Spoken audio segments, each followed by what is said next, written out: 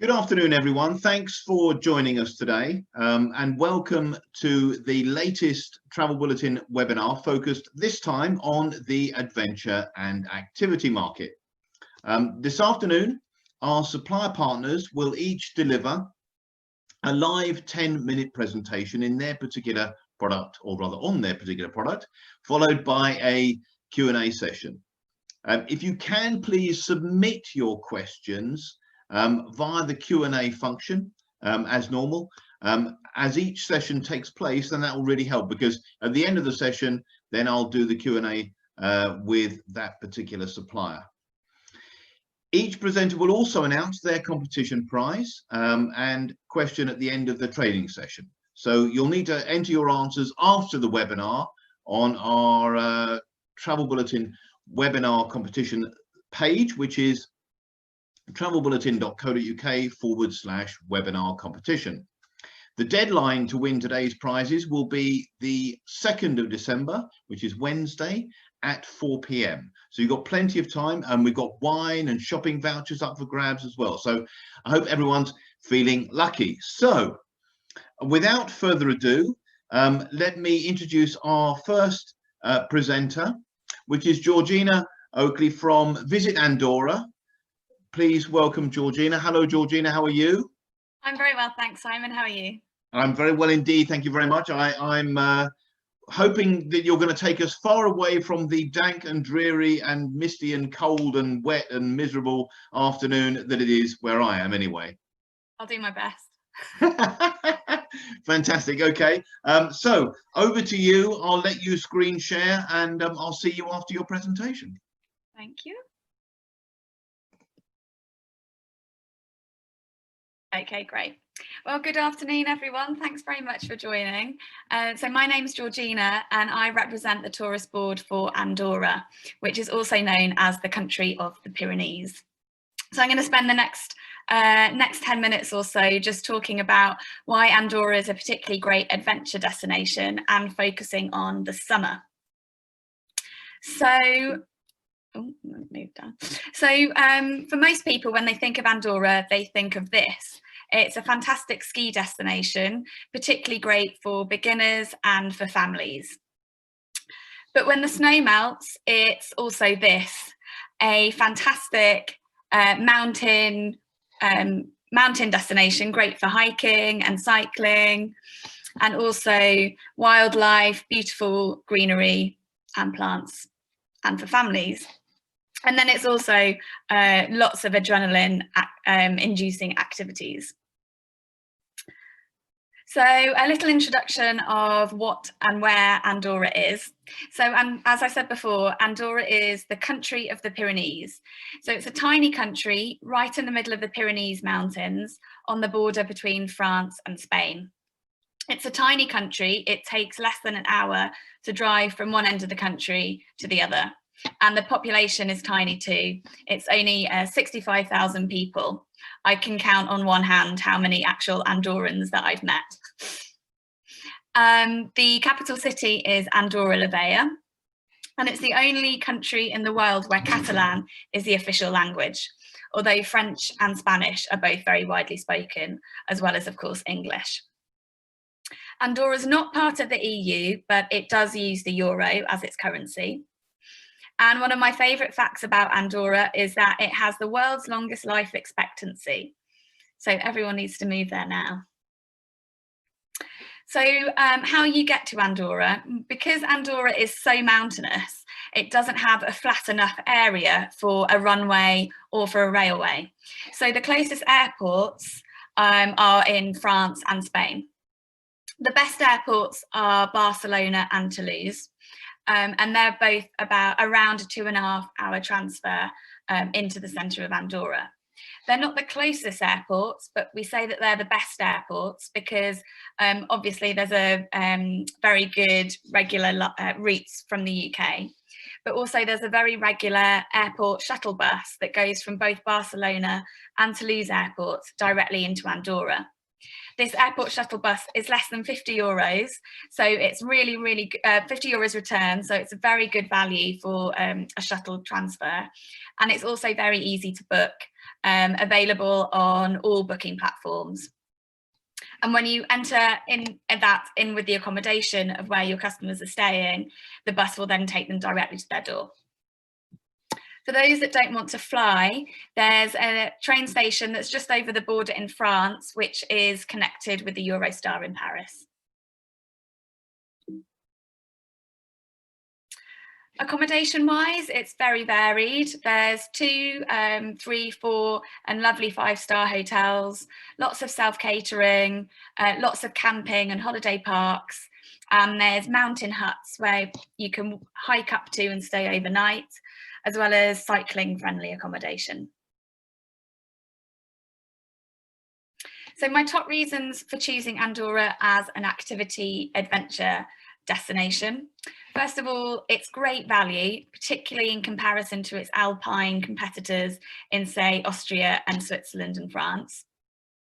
Because of all of the mountains, it's a natural adventure playground, and it's also very quiet in the summer, so you virtually have the mountain to yourself, which is a real bonus at the best of times, and particularly at the moment.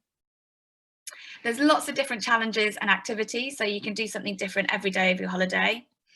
There's a natural spa where you can go, which I'll talk about later, where you can go and relax after all of that adventure.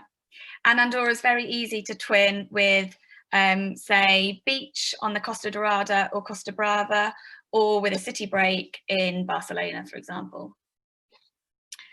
So some of the main adventures that you can do in Andorra include canyoning, which you can see a picture of on the screen.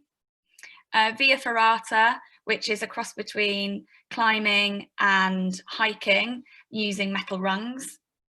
Lots of trekking, lots of road cycling and mountain biking. And we would tend to say that most of these activities are suitable for kids 7 years and over. In terms of the walking, there's over 60 kilometres of marked walking trails, and they really cover all terrains and abilities. So for keen hikers, trail runners, or those that just like a gentle stroll up to a nice mountain lake. And all of the walking trails are very easily accessible, either by cable car or with public bus.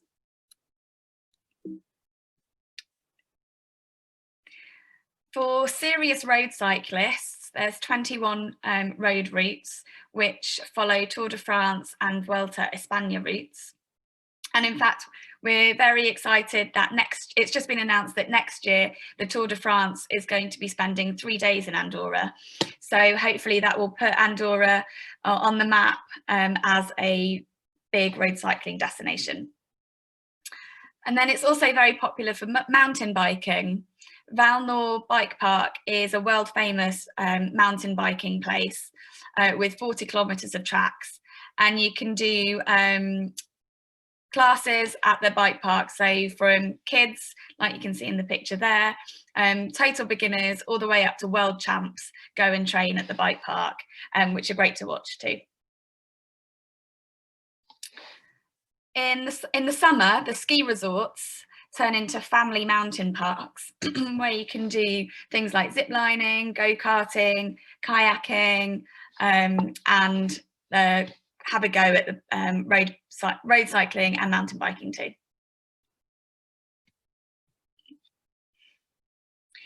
Natalandia is another family mountain park, which is home to Tobo Trunk, which is the world's longest alpine slide, which you can see in the picture there, and Air Trek, which is Europe's longest sky trail, which is essentially a massive climbing frame.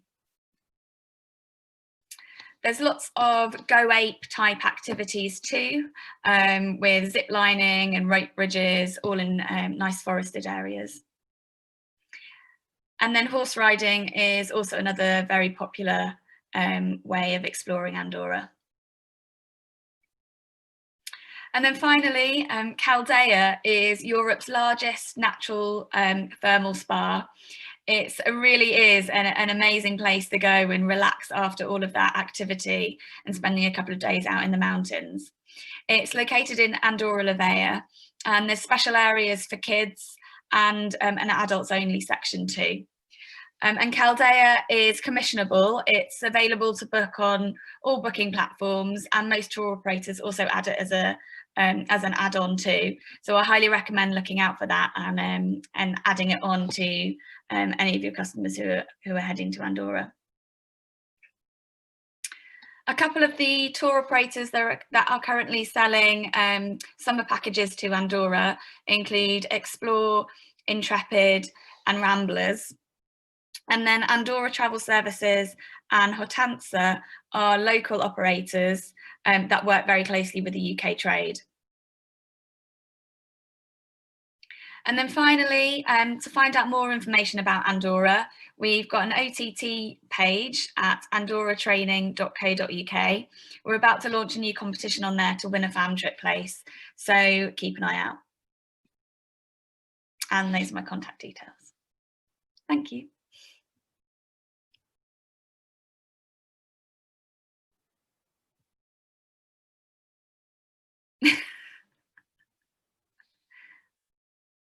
You're on mute, Simon. Yes, right, I'm off mute now. Can you hear me okay? Yeah, can hear you. Good. Thank you very much for that. That was awesome. As you can see, I've got kitted up, ready to go. I'll take that off now. That was really interesting. We've got lots of questions for you. So I'm going to start with Linda North, who has asked, obviously you've got the places where you fly into that you've recommended in terms of Barcelona and Toulouse as well. And she's asked, would you recommend hiring a car from those places to come in yourself? Yeah, it's very easy to hire a car too. In fact, that's what that's what a lot of people do. And when we like to highlight the shuttle bus, because when you Google how do you get to Andorra from Barcelona Airport, for example, you get 3 pages of car hire and then information about the shuttle bus. So I like to kind of give a shout out to the shuttle bus as well, because it's so easy to do. But yeah, hiring a car, very easy. Okay, and that begs. Sorry. I was going to say the roads are very easy as well. It's not kind of winding mountain roads like you sometimes get in the Alps. One of our panel, one of the people who's just mentioning, actually, Katie Heaton, has just said that she's hired a car a few times, and she said it's easy to do, and it's a beautiful drive, and you can stop for pictures along the way. One thing that one of the other questions we've been asked is how windy the roads are, which you've just covered, I know, but should people worry about that? I know you're covering summer mostly, but is it different in winter? Is it a bit more treacherous? No. Okay. No, it's I compare it to kind of going skiing in the Alps, for example, which are very windy and can get a bit car sick, but you don't get that in Andorra. Okay, so that covers that. Fantastic, thank you very much. Michael Atkinson has asked, in terms of which do you sort of recommend? Do you prefer sort of, or which is nearer sort of or more accessible, should we say, in terms of Barcelona or Toulouse? Are there more flights into Barcelona? One would imagine there are. Yeah, more flights into Barcelona.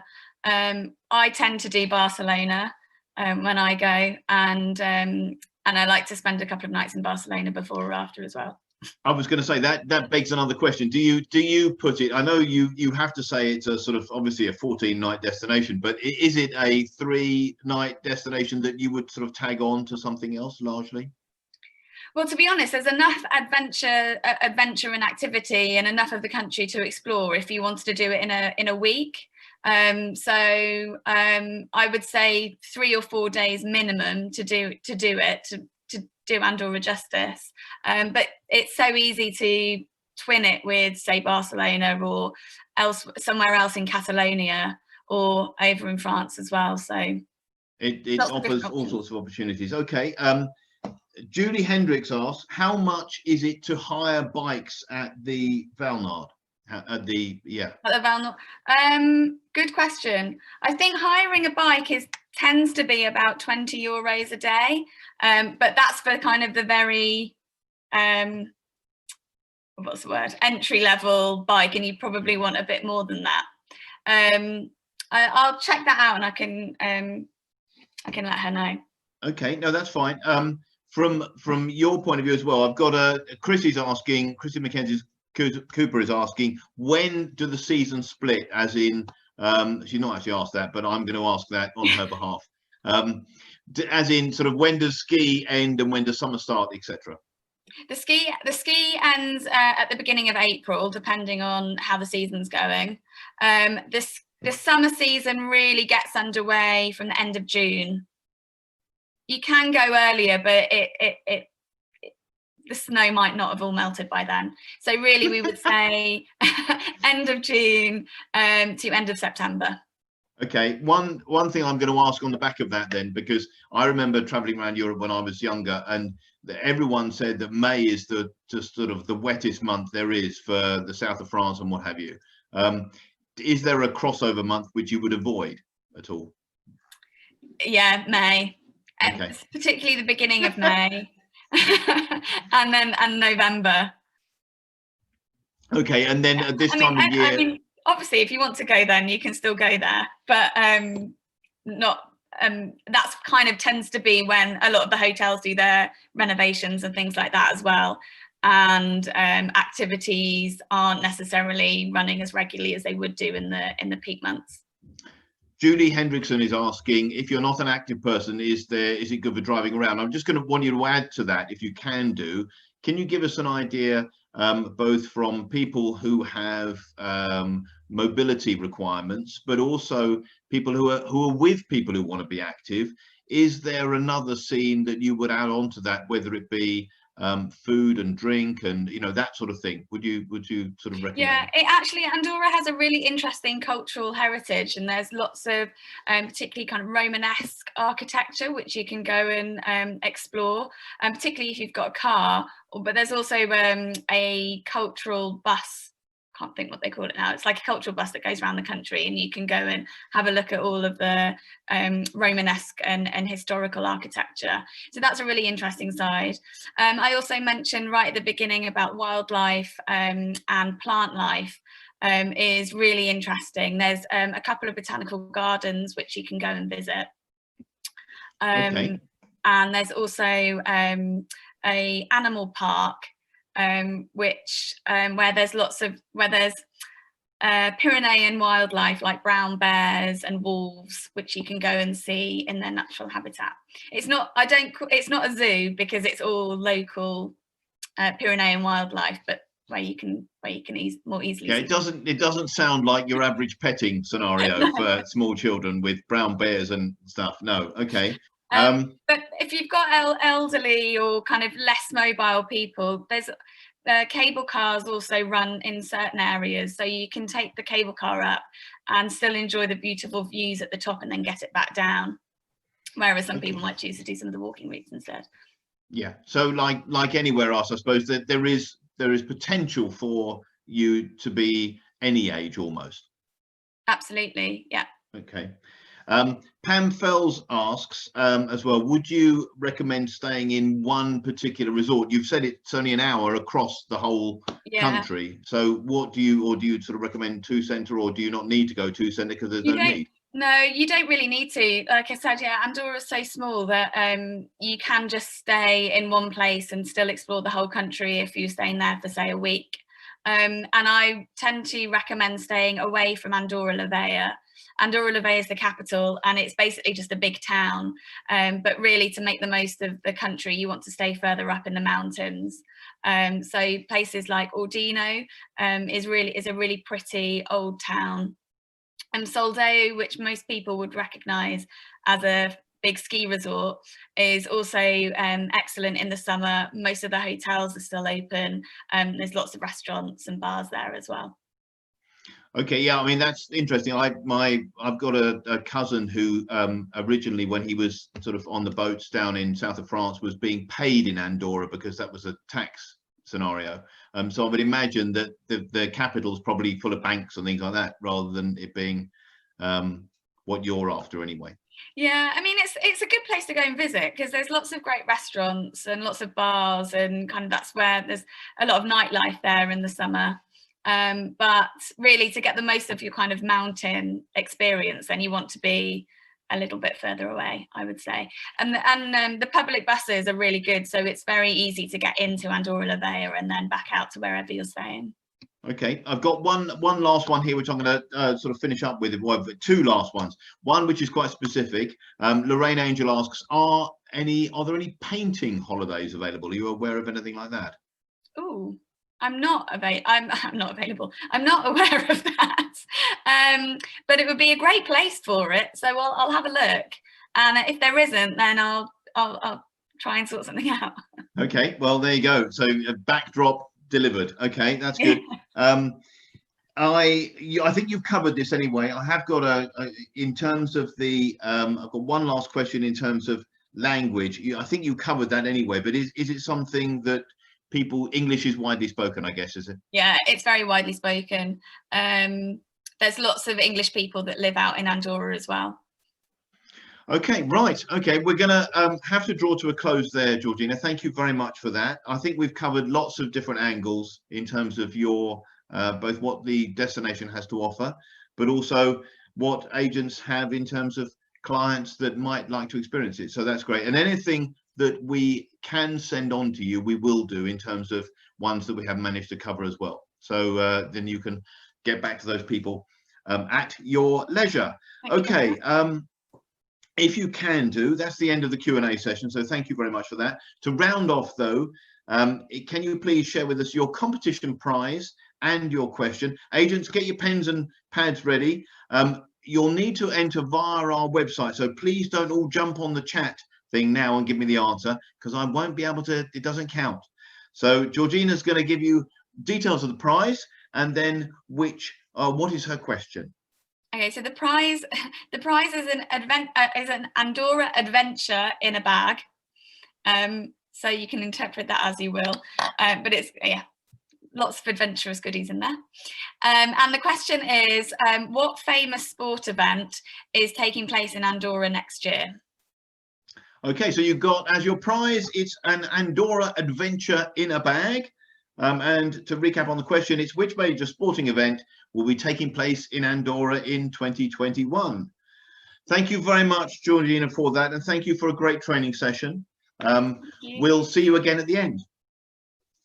See you at the end. Thank you. Time to meet our second presenter, Karen Abela, who's the trade trainer for the UK and Ireland for the Malta Tourist Office. Karen, how are you, and how are you fed up with lockdown? Oh dear, let's get to the next question. Let's talk about sunny spaces instead.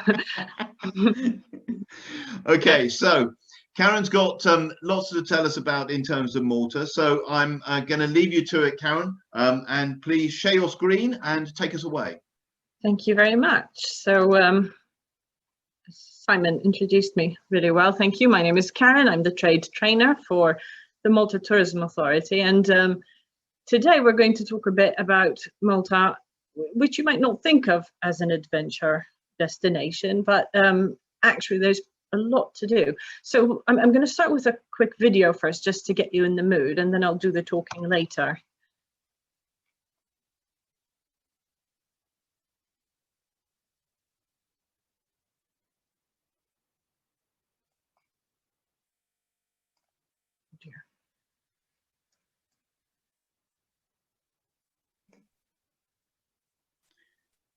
Karen, I haven't got the sound.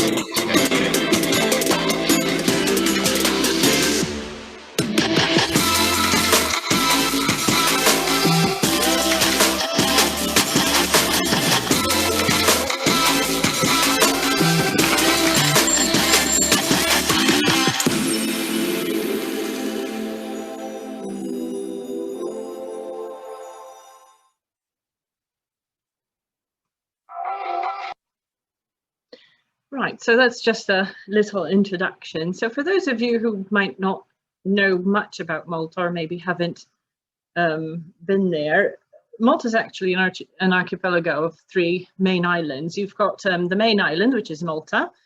It's the commercial center, and it's the part where the airport is.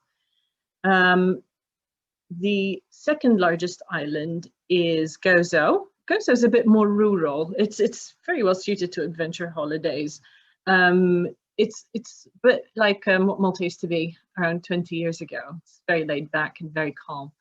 And the third island is Camino. Camino is the little island between the two. It has a grand population of just 2 people, but they have a lovely blue lagoon there, which is great for sailing and cave exploration. The capital city of Malta is Valletta. Valletta is was built in the 16th century by the Knights of St. John. It has been crowned the sunniest city in Europe and is also a UNESCO World Heritage Site. Maltese and English are both national languages. Maltese, it's a bit strange, and I get a lot of questions about this. When you hear someone talking Maltese, it sounds Arabic, but then all of a sudden you hear Italian going on, and then something is said in English. So it is a lovely mix of Arabic, Italian, and English. But English is extremely widely spoken. We were part of the British colonies up until recently, and it's also the business language throughout the country. We use the euro. We're part of the European Union. It's interesting to know that the entire island, about 99%, is Roman Catholic. And I say interesting for the simple reason that this kind of lends itself to having 365 churches on the island. So there's one for every day of the year. To get around Malta is extremely easy. Valletta is kind of the hub for the bus routes.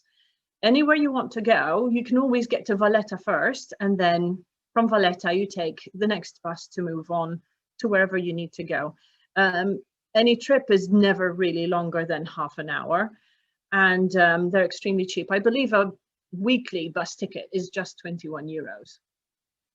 If you want to get to Gozo, it's easy to take a bus up to the northern part of the island. It's called Turkewa, and from there is a ferry service which leaves every 45 minutes and crosses over to Gozo. You can take your car if you rented one. It's a roll-on, roll-off service, and you only pay on your way back, and I believe it's about 15 euros for the car and the passenger, and the driver, sorry. Passengers are 265. Going on to the climate. The climate is, we have long dry summers and short mild winters. The coldest it would be around January and February. When I say cold, I use that term very lightly because cold to us is 13 degrees. We don't really do very well in anything less than that. In summer, in August and early September can get quite hot, late 30s, early 40s. But we're very happy to be a country where you can enjoy 300 days of sunshine. And that leads us to our presentation about adventure holidays, because obviously with these kind of temperatures, it's very easy to have adventure holidays all year round. And our rugged landscape is actually giving itself quite well to these kind of holidays. So you can do mountain biking, renting your own bikes from wherever you are on the island. If you want to do something which is a bit more greener, you can rent segways, which are electric run, or there are electric tuk-tuks in Gozo, which you can rent to go around the island. If you want some family fun, there are these electric cars with a commentary going on. They're called Rolling Geeks. They take you around the city of Birgu, which is one of the medieval cities around the port. And there's a rolling commentary which talks about the history of the city, starting from the medieval time all through World War II. If you also want to do something to give back, you want to pay it forward, there are also CSR opportunities where you can join an NGO, and they organize these themed walks or jogs where you can also clean the environment around you and tree planting, etc. So being completely surrounded by the sea, it's pretty obvious that we're going to have quite a talk about anything that you can do sea-wise. So the water is, the Mediterranean is known to be quite warm in itself. It does take a while to warm up, usually around April, May, it would start getting a little warmer. But my family back home have only been, their last swimming day was last week. So it does take a while to warm up, but then it also in turn takes a while to cool down. So anything having to do with windsurfing, kite surfing, scuba diving, that can all be done. And scuba diving actually can be done all year round because the water never gets terribly cold, and with a wetsuit it's actually possible. Malta has been voted the second best diving destination by Dive magazine in 2019. You can see these natural reefs and caves from the shore. No need to rent a boat, but if you want to see other things like historical artifacts maybe, or other natural formations, you can rent a boat very easily to get to the proximity of these historical artifacts. Also for children can actually get their PADI certification from 10 and upwards. So it's a great place for them also to start with their diving experiences.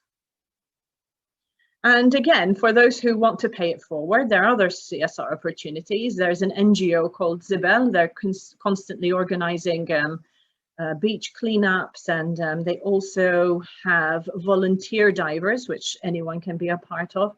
And since their inception, they have cleared up 85 tons of waste from the sea.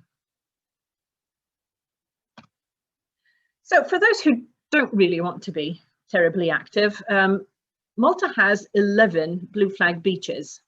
So there's plenty of opportunity for tanning and relaxation. The beaches are mostly found in the north of Malta, where you can find Golden Bay, Ain Tafiha and Jnejna, Melliha and Adira. Those are all in the north of the island. They're not terribly large beaches. They're not kilometers and kilometers, but they're really beautiful and kept really well. Then if you go to Gozo, there is Ramla Bay. It's a beautiful red colored sand beach. And in Camino, there's the Blue Lagoon. Then around the east coast of the island is mainly cliffs. But if you happen to have rented a boat, it's actually quite interesting to go around that part of the island where you can enjoy the total peace of the beaches that are not really accessible from the land, I mean. And then again, adventure isn't only sporty activities. You can also discover. Malta has 7,000 years of history.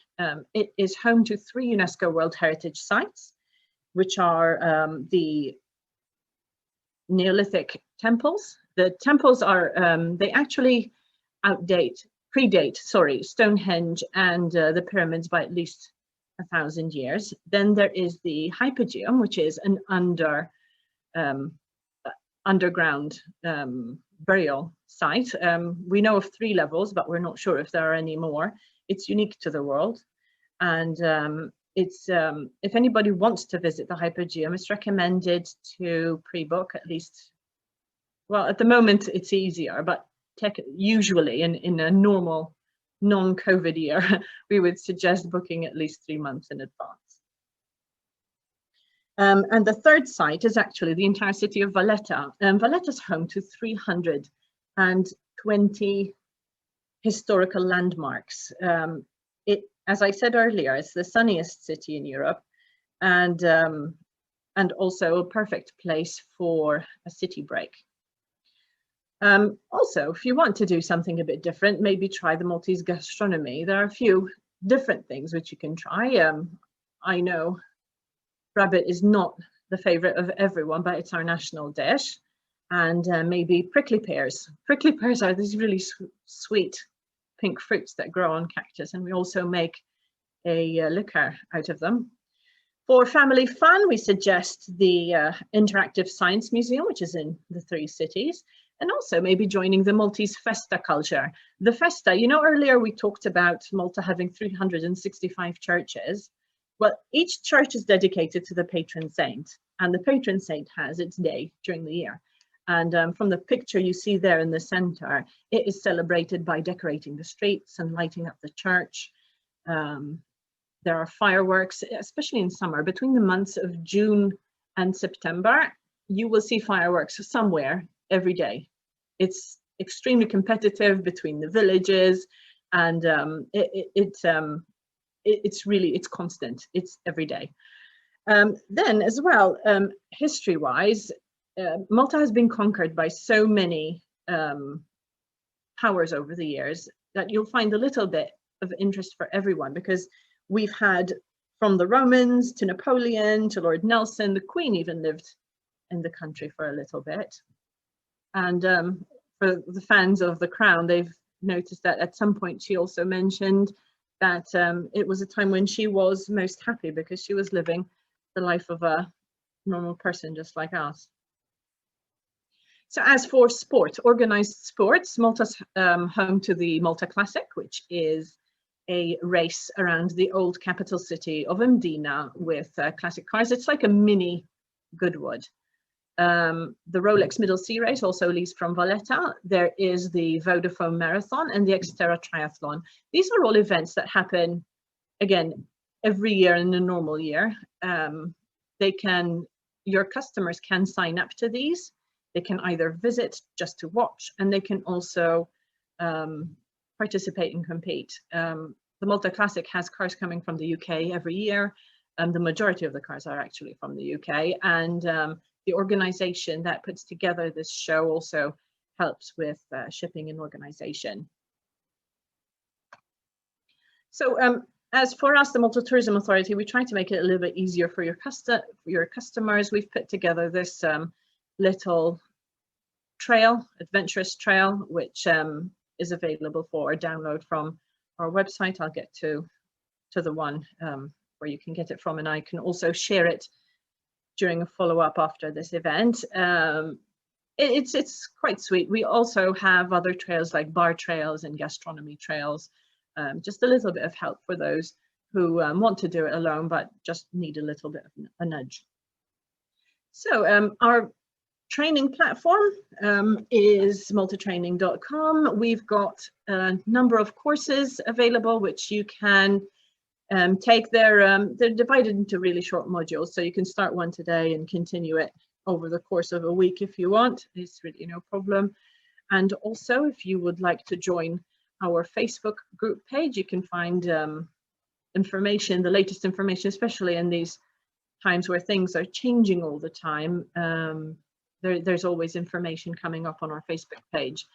We will also be organizing the Malta Academy in April, and one can win a place on this mega fam trip. We'll be taking 30 travel agents by being part of our Facebook group. And that is all from me for today. Thank you very much for listening, and hit me with the questions. Okay, right. Let me oh dear. Good, right. Thank you very much for that, Karen. That was fantastic. I've got a number of questions for you, so we'll get straight on to it. I've got from Rachel Elston, which is an interesting one, this one. Can you rent a boat? I know you can, because I've been with one of my colleagues and done it ages ago, but how much would it cost roughly to rent a boat for, say, half a day if you wanted to go out to see the Blue Lagoon, etc.?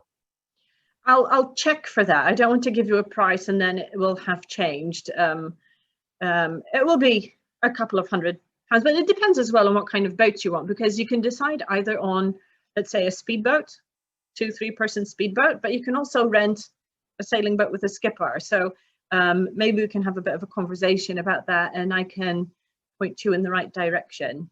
Okay, well, or that maybe was get Rachel a bit Elston. more information. Okay, no, that's great. Thank you for that. I've got Karen Trowbridge asks, you mention or on your presentation that you list, and I'm not going to say how many, but you list a number of beaches. Any of the activities that you can do, are they sort of available on most of the beaches, or are some beaches specific to some activities If you see what I mean, are most of them capable of hosting most of the activities? Yes, most beaches, all of the beaches actually have like we can't call it just a dive shop because it's more than a dive shop, but yes, you can rent jet skis, these fun banana boats. Some of them even have little inflatable water parks on them, but yes, you can get a little speedboat from there as well. And some of them even do organized trips. So if you want to see the Blue Lagoon, but you don't actually want to go to Camino, some of these, I'm going to call them a dive shop, I think they're called Lidos.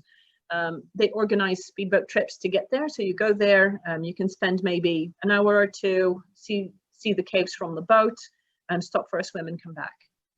Okay, that leads me on nicely to something else in terms of a question from Jade Royal, who asks, would you recommend yourself, one of the things you run through, I know, is people either sort of taking a car and then going over on the ferry to Gozo, but would you recommend it's done as part of a trip, or i.e. a sort of organized excursion, or would you recommend people do it themselves? Well, it can be both, really. You can take an excursion, but an excursion will obviously stop you only on the stops within the excursion. So if you want to stop for a swim, you can't really do that. Gozo can be done either as a day trip if you want. You can take the 9 o'clock ferry in the morning, come back at 5. But otherwise, a very popular option is splitting your stay. So if you're staying for a week, maybe doing 4 or 5 nights in Malta and 2 or 3 nights in Gozo. So it's, as I said, if you rent a car, it's easy to get there. You can rent a car directly when you get to Gozo. And Gozo is a bit more, as I said, relaxing. So there are hotels, but there also, it's a kind of a phenomenon of renting a farmhouse. Now, farmhouses are these old buildings in quiet places, and but they're beautifully done up. They can have 2, 3, 4, 5, 7 bedrooms if you're a big family, and most of them have a big outdoor area and swimming pools, so it can kind of be your very relaxing holiday. Okay, so you could do it with a bit of both involved. Yes. I've got one from Jan Ledger asks, which is the best place for windsurfing?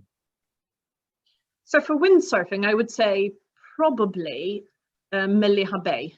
There is one of these Lidos which rents out the equipment that you would need, but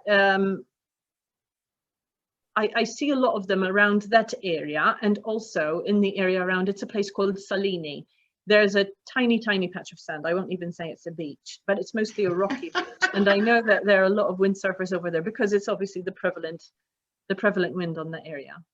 I'm going to ask because I don't know, and this is maybe a fault on my side as well, but it comes up in your presentation a couple of times, the phrase CSR. What does that relate to? Sorry. It's corporate social responsibility. Okay, so this is where people do something towards the good of the sort of destination, whether it be collecting rubbish off the beach or whatever it might be.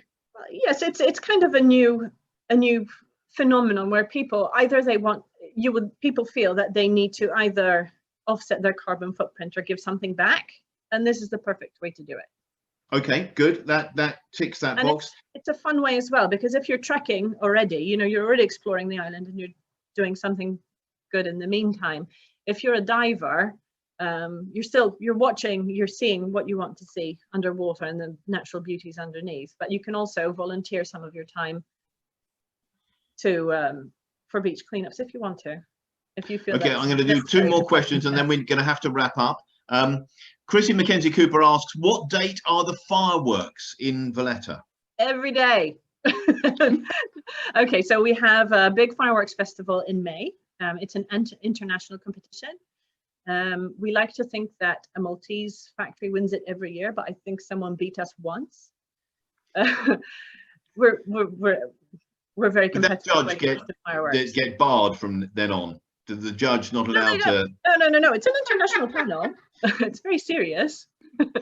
But from May onwards, May, June, July, and August especially, there will be several points around the island where you can actually see fireworks. Okay. Just to give you an idea, once I saw New Year's Eve fireworks somewhere else in the world, and that my my boyfriend at the time, my fiancé now, he said, "Oh, look, I'm going to take you to this amazing place. You're going to see the fireworks." And I'm like, right. No, it's very impressive, and you can see them any day of the week.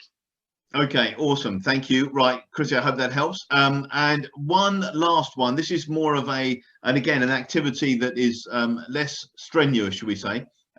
Rachel Elston asks, can you do cookery classes? And again, I'm going to make this mistake of trying to pronounce something I don't know how to say, especially to make pasticci, because she loves them. Oh, that's great. I love them too, and I miss them dearly. Are you laughing at my pronunciation, or are you? No, you did it quite well. It's pasticci. Pasticci, you did it very well. So just so that you know, pasticci are these amazing calorie bomb phyllo pastries with salted ricotta inside, or a mixture of mushy peas. They're really very nice. They're like a street snack that costs 40 euro cents. Yeah, it's not good if you're watching your waistline. But anyway, so yes, you can do workshops in Malta to learn how to do pasticci. Sign up to our newsletter because we do them here in London as well. So maybe that would be interesting for you. Yes, but you can also do wine tours. You can, in Gozo, I know that there are a few restaurants that do like making your own lunch. So the program starts with you going to the shops or to the farm shops to get the fresh bread from the bakery and the vegetables, the tomatoes and the oil from the farm shop. And then you can go to the restaurant and learn how to put it together to make a Maltese lunch. But yeah, please sign up to our newsletter because we do pasticci workshops. That sounds like a really good way to for the particular place to make money, isn't it? They make you go out and do all your own shopping and then come back and cook it for them as well. So that's awesome. They don't have to do anything. Okay, thank you very much for that, Karen. We're going to have to wind up there. Can you please, agents, get your pens and paper ready? Karen's going to give us details again. Everyone keeps asking what well, not everyone, but a few have asked what the address is for the competition page, and it's travelbulletin.co.uk/webinar competition, and it will be live as soon as we finish if it's not live already. So Karen, please give us details of your prize first of all, and then what the question is. Okay, so we put together a little goodie bag which includes a lovely bottle of Maltese wine. We do grow our own grapes and make our own wine, but you can't find it anywhere because we drink it all ourselves. So you'll have that. There's a handmade glass bottle stopper to go with it and other nice goodies. So my question is, how many blue flag beaches can you find in Malta? Okay, thank you very much for that. So for your chance to win the Malta goodie bag, including a bottle of very, very difficult to source Maltese wine, the question is, how many blue flag beaches are there in Malta? So that's yours. Thank you very much for Karen. Karen. Welcome. I'm going to invite you back again in a minute. But first of all, if I'm just going to give everyone a bit of an update on something else that we have. Our final prize today is donated by us at Travel Bulletin. It's a £40 Amazon voucher. Our question is, what is the date in December for the next Travel Bulletin training webinar? So when in December is the next Travel Bulletin training webinar taking place? It's 4 days after Jeanette's birthday. If anyone wants to send her a present 4 days before, they'll need to do that. By the way, if you haven't registered for that, then please log on to our website and get your name down. Again, enter all your answers for the competition questions via travelbulletin.co.uk/webinar competition by 4 p.m. on Wednesday. So sadly, we've come again to the end of our Travel Bulletin webcast. If you want to watch it again, to recap on any of the information, it'll be viewable tomorrow, not only on our website and YouTube, but it'll also be up on our Facebook page. I really hope you agree with me that you've learned a lot of new stuff today, both in terms of Malta and Gozo and Camino, but also on Andorra, which I just knew very little about, especially in terms of a summer destination. So if you can, please come back, Georgina and Karen. Okay, so thank you both for being involved and on our adventure and activity webinar. I hope you enjoyed it. We did. Yeah, thank you very much. Thank you very much. And agents, thank you. I know we're not supposed to. It's very bad thing to wave in webinars, but I'm saying goodbye. So goodbye, everyone. And thank you very much all for tuning in, and enjoy the rest of your very dark and drizzly and miserable Monday. Thank you very much. Bye-bye. Bye. Bye.